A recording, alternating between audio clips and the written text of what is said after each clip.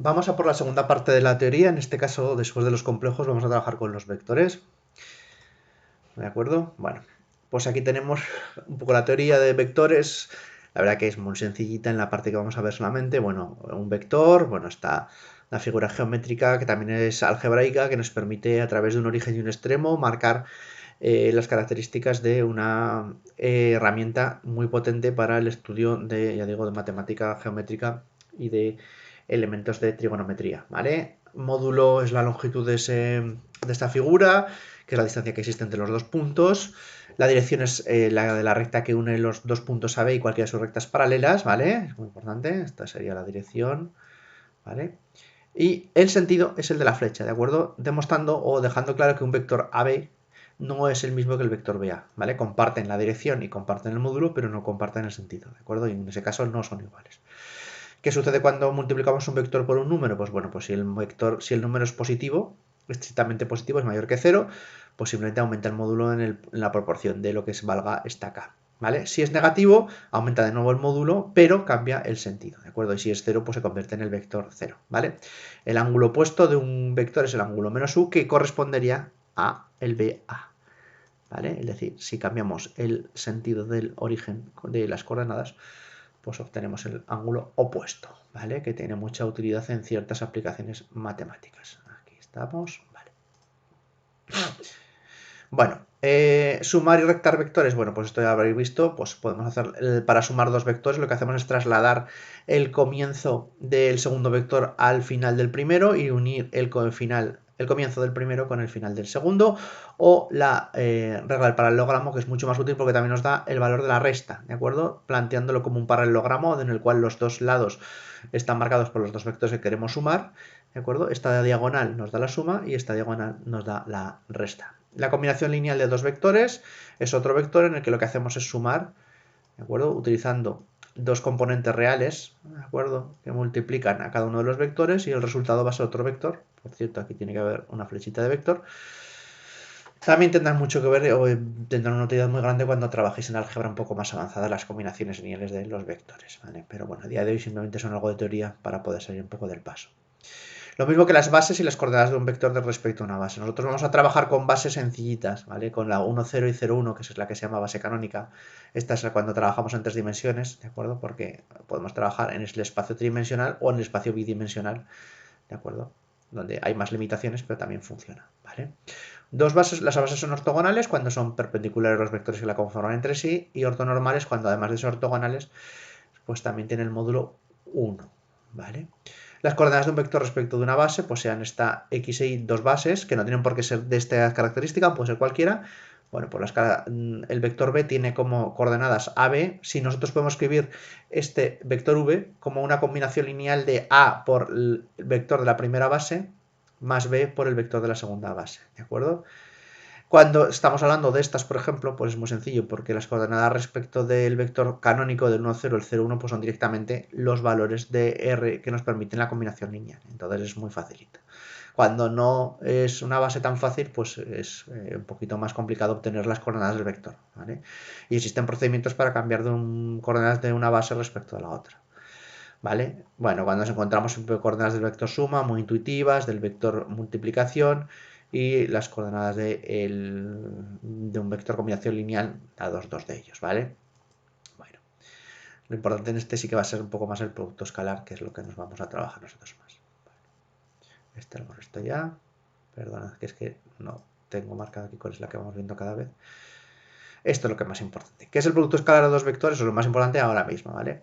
El producto escalar de dos vectores es un número, ¿vale? Que es muy importante, por eso se dice que es escalar, ¿vale? Porque es un escalar la respuesta, que es igual a, esto siempre, sea cual sea la base que estemos utilizando, es igual al módulo del vector primero por el módulo del vector segundo por el coseno del ángulo que forman los dos vectores, ¿de acuerdo? Vale. ¿Qué sabemos o qué podemos obtener de esto? Una de las propiedades más importantes, que si los dos vectores son perpendiculares entre sí, es decir, si forman 90 grados, el coseno de 90 es 0, con lo cual en esta fórmula meteríamos el 0 aquí y esto haría que el producto escalar sea 0. ¿Vale? Entonces esta fórmula es muy importante, o mejor, esta doble implicación. El producto escalar de dos vectores es igual a 0 si y solo si los dos vectores son perpendiculares entre sí. ¿De acuerdo? Y si son paralelos, aunque esto parezca menos, son directamente igual el producto escalar al producto de los dos módulos, ¿vale? Porque el coseno de 0 es 1, entonces es mucho más fácil. Esto vale para cualquier base, ¿de acuerdo? Para cualquier base. Pero cuando trabajamos con unas bases concretas, como hemos dicho, con algunas que son más sencillas, pues se reduce la complicación, ¿vale? Por ejemplo, lo he dicho, cuando trabajamos en bases ortonormales, es decir, que son ortogonales y de módulo 1. Aquí lo que va pasando es que nosotros vamos multiplicando los vectores de la base entre sí. Los que son iguales nos da igual a 1, ¿vale? Por lo que hemos visto antes, ¿de acuerdo? Porque forma un ángulo 0 entre ellas. Y los que son perpendiculares nos da 0. Entonces, si nosotros tenemos dos vectores cuyas coordenadas son x e y x2 e y2, el producto escalar al hacer los productos nos da el producto de las dos primeras más el producto de las dos segundas coordenadas. Pero solamente cuando son ortonormales, ¿vale? Lo que pasa es que trabajamos muchas veces con esas, con la base canónica que son ortonormales. Entonces, que cuando nos digan que calculemos en principio nosotros un producto escalar, podemos utilizar esta expresión y la que hemos visto anteriormente del producto de los dos módulos por el coseno del ángulo que forman, ¿vale? Si no, nos tendría que especificar que la base sea otra, ¿vale? Atención, esto es muy interesante sobre todo para la parte de las líneas rectas o de las ecuaciones de las rectas que veremos en el siguiente tema. Si un vector es AB, un vector que sea perpendicular a S, llamémosle vector x', ¿vale? Será uno que tenga como coordenadas menos BA o B menos A, ¿de acuerdo? Las dos nos vale. Esto nos permitirá, sabiendo que muchas veces un vector nos permite dar una idea de una pendiente de una recta, poder calcular una pendiente de una recta que sea perpendicular a otra que nos dan, ¿vale? Digo porque es importante y ya sabéis que aparece, si la habéis visto con Yasmina, esta parte, ¿vale? Bueno, el módulo de un vector en una base ortonormal, como estamos dándolo todo en función de unos ángulos que forman 90 grados, se transforma muy fácilmente. De nuevo, en aplicación del teorema de Pitágoras, entonces la raíz cuadrada de x cuadrado más y cuadrado, es decir, de los dos componentes del vector, son el módulo de ese vector, ¿vale? Y además, aplicando la definición de producto escalar, podemos ver que si nosotros multiplicamos un vector por sí mismo, es decir, hago el producto escalar de un vector por sí mismo y le calculo la raíz cuadrada, eso es el módulo del vector. ¿De acuerdo? Esto viene muy bien muchas veces, ¿vale? Viene muy bien muchas veces porque hay problemas en los que nos dan el vector y nos dicen que calculemos el producto de los dos. Y puede que nos den el módulo o al revés, o nos pidan el módulo y nos den solamente el vector. Entonces, para calcular el módulo es muy sencillo. Multiplicamos por sí mismo y eso que nos da, eso sí, tened mucho cuidado, es el módulo al cuadrado, ¿vale? Esta raíz cuadrada está aquí presente. ¿Vale? Entonces, la relación que existe entre ambas cosas es muy fácil, pero que no se nos olvide ni la raíz ni el cuadrado y sepamos distinguir uno respecto del otro. ¿Vale? Bueno, y ya terminamos. ¿Cómo sacamos el ángulo de que forman dos vectores conocido el producto escalar de los mismos? Pues muy bien.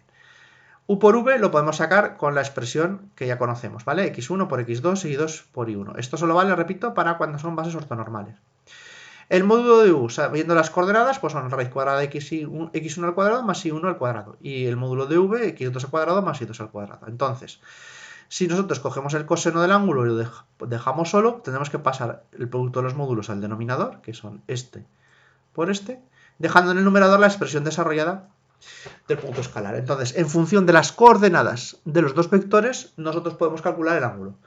En realidad lo que calculamos aquí es el coseno del ángulo, si os dais cuenta. Entonces, para sacar el ángulo en sí, tengo que sacar el arco coseno. Siempre será, lo he dicho, habrá que estar atento a dónde están las coordenadas del mismo, ¿vale? No vaya a ser que nos dé este ángulo. Recordad siempre que en función de los números negativos y los positivos nos puede dar engaño. Entonces siempre, una vez que tengamos el ángulo, hay que comprobar cuáles son las coordenadas de los dos vectores para ver si es cierto que el ángulo que están formando es ese. Porque si nos da el primero, no nos da todos los demás posibilidades que nos encontramos, ¿vale? Bueno, yo creo que con esto podéis hacer la teoría los problemas muy facilitos que os he puesto que son muy sencillos. Venga, ánimo con esta segunda evaluación.